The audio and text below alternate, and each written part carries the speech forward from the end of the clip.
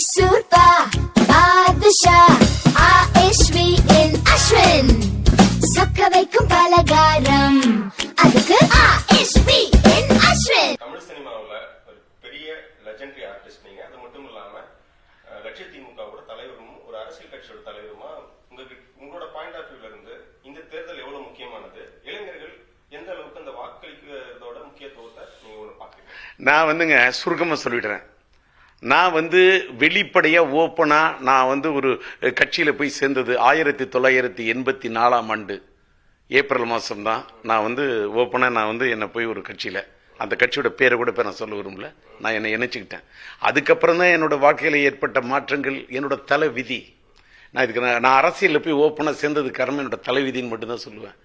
அதாவது ஒன்று நான் நம்புறது, ஒன்று கடவுள், இன்னொன்று காலம், இன்னொன்று கர்மா, இன்னொன்று என்னோட கட்டம். என்னோட கட்டம் போய் தேர்தல் என்னை போய் ஒரு அரசியல் கட்சியில போய் என்ன இணைய வச்சுது. ஆனா இன்னைக்கு நான் லட்சிய திமுகன்னு ஒரு கட்சின்ற பேரை நீங்க ஏதாவது நீங்க உச்சரிக்கிறீங்க, அதுக்கே எனக்கு நன்றி. ஆனா 1984க்கு முன்னாடியே நான் சின்ன வயசுலயே ஸ்டூடெண்டா இருக்கக்கூடிய மாணவர் பருவத்திலே நான் அரசியல் இருந்தேன். இதுதான் உண்மை.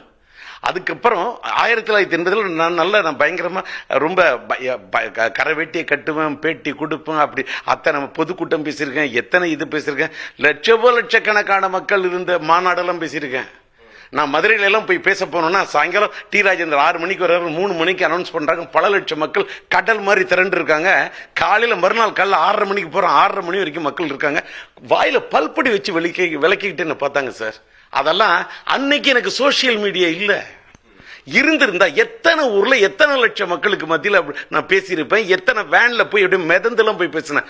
அப்படிலாம் அரசியல் இருந்தனா இன்னைக்கு அடக்கி வாசிக்கிறேன். இன்னைக்கு போய் தேர்தலில் வாக்களிக்கிறது கூட எனக்கு உடன்பாடு இல்லை. நான் இந்த தேர்தல் நான் என்னுடைய டிஆர் டாக்கிஸ்ன்னு ஒரு இதுல இப்ப நான் ஒரு சின்ன யூடியூப் சேனல்ல கூட ஒன்று போட்டேன். புக வேண்டாம் தேர்தல் களம், போதும் திரைப்பட தளம். நான் மாட்டுக்கு ஏதோ டிஆர் டிஜி மியூசிக்னு வச்சுட்டு சா சா சா சா சா இல்லைன்னா தோனி தோனி தோனி அவ பலருக்கு தான் ஏனி அப்படின்னு அவரை பத்தி இத மாதிரி பாட்டு பாடிக்கிட்டு இருக்கேன். அப்படி பாடிக்கிட்டு இருக்க உள்ள திடீர்னு இப்ப புதிய தலைமுறையில நீங்க என்ன வாக்களிக்கணுங்கிறத சொல்லணும்னு சொல்லக்குள்ள முதல்ல என் வேலைக்கு நடுவில் நாம டிச்சுக்கு டிச்சுக்கு டிச்சுக்கு டிச்சுக்கு டிச்சுக்குன்னு மியூசிக் வாசிக்கிட்டு இருந்தேன். மியூசிக் இசை என்று சொன்னால் இனிமை. ஆனால் நீங்க கேட்கக்கூடிய கேள்விக்கு பதில் சொல்லுது என்னுடைய ஜனநாயக கடமை. எப்படின்னு கேட்டா இன்னைக்கு புதிய வாக்காளர்கள், நான் சொன்னது 2021 நடந்தது பொது தேர்தல். இந்த 2026 நடக்கிறது ஒரு புது தேர்தல். பல இளைஞர்கள், என்னுடைய கணக்கு கிட்டத்தட்ட கோடிக்கணக்கான புதிய வாக்காளர்கள், புதிய இளைஞர்கள்லாம் இந்த தேர்தல் களத்துக்கு வந்திருக்காங்க. அவங்களுக்கெல்லாம் நான் சொல்றது என்னன்னு கேட்டாக்கா, நம்ம எந்த வேலை இருக்கோ இல்லையோ, வேலையெல்லாம் எனக்கு கூட தான் வேலை இருக்கு.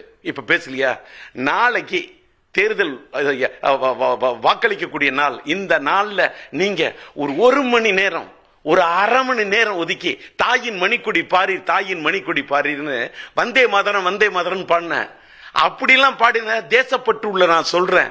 தாயின் மணிக்கொடி பாக்குற மாதிரி அந்த மணிக்கொடியை பார்த்தாவது ஒரு மணி நேரம், ஒரு அரை மணி நேரம் ஸ்பெண்ட் பண்ணி வாக்களித்தே தீர வேண்டும். நம்முடைய வாக்குரிமையை நிலைநாட்ட வேண்டும். உங்க ஓட்டு, உங்க வாக்கு, உங்க உணர்வு, நீங்க போய் வாக்களிக்க வேண்டும். உங்கள் கரம் வாக்களிக்க வேண்டும். நீங்க இதுல மட்டும் என்னன்னு சொன்னா, நாடு நல்லா இருக்கணும், அதான் நம்மளோட லட்சியம். மக்கள் நல்லா இருக்கணும், அதான் நம்மளோட லட்சியம். ஜனநாயகம் நல்லா இருக்கணும், அதான் நம்மளோட லட்சியம். ஜனங்கள் நல்லா இருக்கணும், அதுதான் நம்மளுடைய லட்சியம். அதனால் ஓட்டு போடுறதற்காக, வாக்களிப்பதற்காக நீங்கள் காட்டிவிடக் கூடாது அலட்சியம். வாக்களிக்க வேண்டும், அது ஜனநாயக கடமை, அது உங்களுடைய உரிமை. ஓட்ட சில பேர் விலை பேசலாம், மக்கள் ஓட்ட அதுக்கு மக்கள் விலை போவக்கூடிய அளவுக்கு மக்கள் இருக்கிறாங்க சொன்ன மக்களுடைய ஏழ்மை சார், மக்களோட வறுமை சார், மக்களோட அறியாமை சார். ஆனா வர்றவங்க வரட்டும், என்ன வேணா செய்யட்டும், ஆனா ஓட்டு போடும் போது மட்டும் வரவங்கள பார்த்து கையெடுத்து கும்பிட்டுங்க, என்ன சொல்றாங்களோ கேட்டுங்க. ஏதாவது அப்படியே இது என்னமோ பண்றாங்க, விலை கொடுத்து வாங்குவவங்களை பார்ப்பாங்க, பாவம். ஆனா அங்க தேர்தல் நாள், அங்க வாக்களிக்க சென்று விட்டால் இந்த கையில நீங்க எந்த ஆண்டவனாலும் வேணாலும் நம்புங்க, நீங்க அல்லலுயான்னு சொன்னாலும் சரி, அல்லாஹு அக்பர் சொன்னாலும் சரி, அஞ்சனையான்னு சொன்னாலும் சரி, ஆதிபராசக்தின்னு சொன்னாலும் சரி, ஆண்டவரை நினைச்சுக்கிட்டு மனசாட்சிப்படி நாடு நல்லா இருக்கணும், மக்கள் நல்லா இருக்கணும்னு வாக்களிக்க வேண்டும். வாக்களிக்க தவறு அந்த வாக்களிக்காம நீங்க மட்டும் இந்த உங்களுக்கு கிடைச்ச இந்த உரிமையை, உங்களுக்கு கிடைச்ச இந்த உங்களுடைய இந்த வாய்ப்பை தவற விட்டுறாதீங்க. மக்களே மறக்காமல் வாக்களிக்க வேண்டும். மக்களே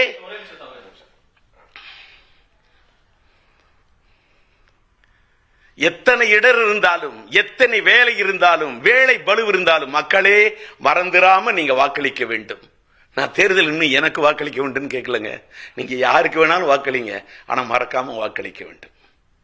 மைசூர் பாதுஷா ஆஷ்வி இன் அஸ்வின், சொக்க வைக்கும் பலகாரம், அதுக்கு